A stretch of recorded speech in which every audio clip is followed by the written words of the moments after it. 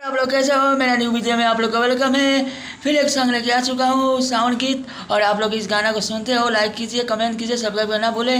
और आप लोग इस गाना को सुनिए लाइन बाई लाइन। नाचा हो कवरिया केसारी के स्टाइल में इसी तरह पढ़े। और आप लोग चलिए मुखरा सुनाते हैं, मुखरा वन। आप लोग को मस्त लगे तो लाइक कीजिए, कमेंट कीजिए। यहाँ पर जो यहाँ दो लिखा है तो यहाँ दो बार गाइएगा। चलिए।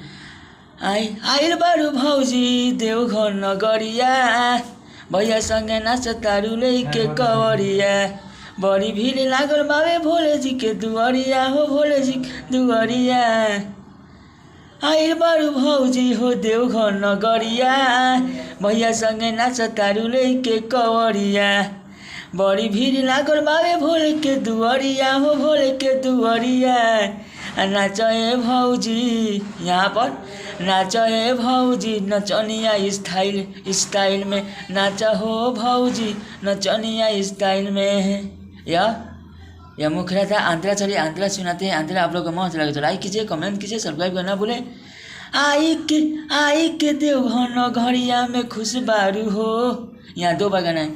आई के देवघर नगरिया में खुश बारू हो, भैया के संगे मगन बारू हो। यहाँ पर दो बार गाना है।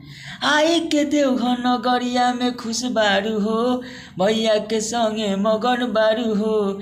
भैया संगे फोटो खिंचावत, भैया संगे फोटो खिंचावत तारू सत के, खिंचावत तारू सत के। नाचे भौजी, नाचे भौजी नचनिया स्टाइल में, नाचे भौजी नचनिया स्टाइल में। यह आंध्रा था, आंध्रा वन था। आंध्रा वन आपको मस्त लगे तो लाइक कीजिए, कमेंट कीजिए, सब्सक्राइब करना बोले। आंध्रा टू सुनिए, आंध्रा टू आप सुनिए और मस्त लगे लाइक कीजिए, कमेंट कीजिए। बबलू विजय ऑफिशियल चैनल पर जाइए और लाइक शेयर कमेंट करना भूलें।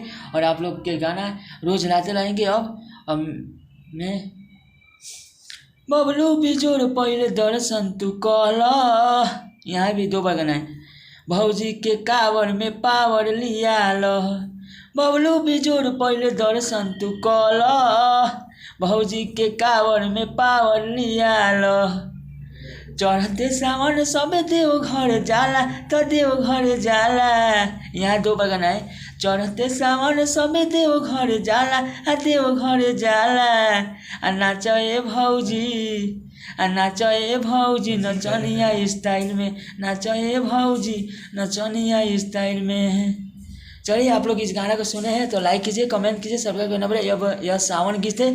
कोई भी भाई को हम गाना लिखवाना चाहते हो तो मेरा मोबाइल नंबर पर फ़ोन कीजिए 9264378128 पर, और आप लोग गाना मिल सकता है। और आप लोग मेरे चैनल पर नए हो तो जाकर लाइक कीजिए, कमेंट कीजिए, सब्सक्राइब करना भूलें।